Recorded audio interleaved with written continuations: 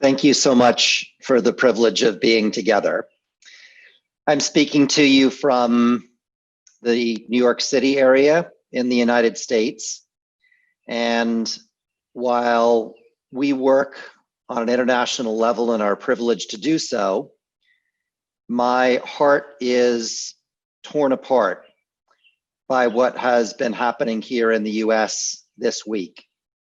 And because it has global implications and because it's so deeply connected to the work that we're talking about, I'll offer reflections that tie that together with the COVID pandemic and the climate crisis. This has been an absolutely brutal week. White supremacy has been fully and in the most ugly manner on display.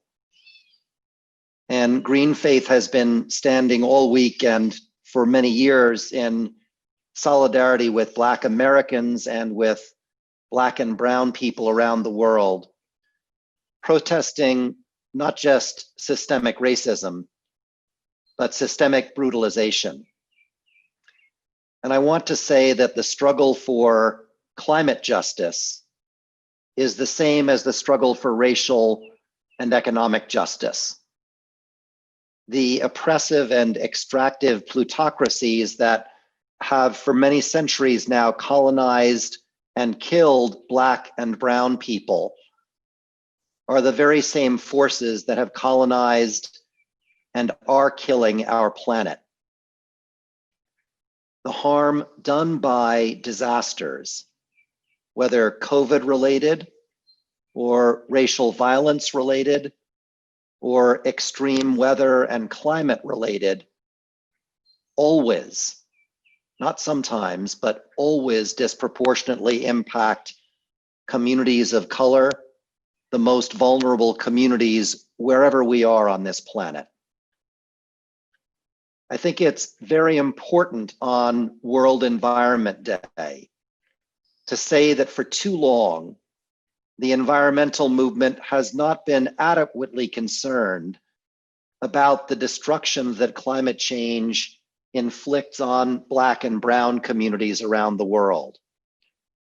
For too long, we haven't cared enough about Black and Brown people who can't breathe because they are carrying the weight of climate change and air pollution and white supremacy. And let me say again, there can be no climate justice without racial justice. There can be no beloved, multi-faith, spiritual, global community without climate justice and without racial justice. Our vision is very clear. Green Faith envisions a world where we have transformed the era of conquest and extraction and exploitation to one of cooperation and community.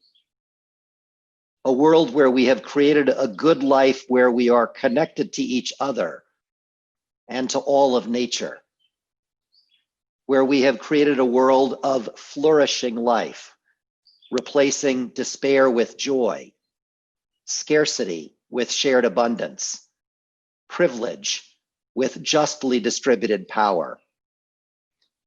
This is the future that we envision. This is the future to which we are committed. We know that at this moment, we are all frightened and frustrated by the pandemic, by the climate crisis, by racial violence, by so many things.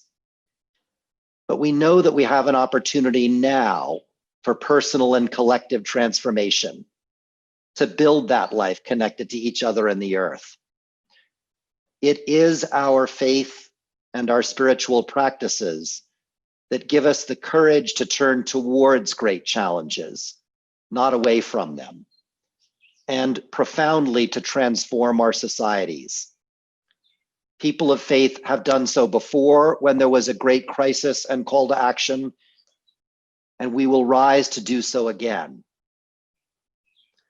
I'll close by saying that we at Green Faith believe that one of the things that is most fundamental to this is building local relationships, building local communities of care and resilience, where people of different spiritualities and faiths and no spirituality or faith can come together to go to work on these issues as a community, in relationship, based on compassion and love and justice. And it's to that task of building those local communities that we dedicate ourselves, and with which I'll end. Thank you.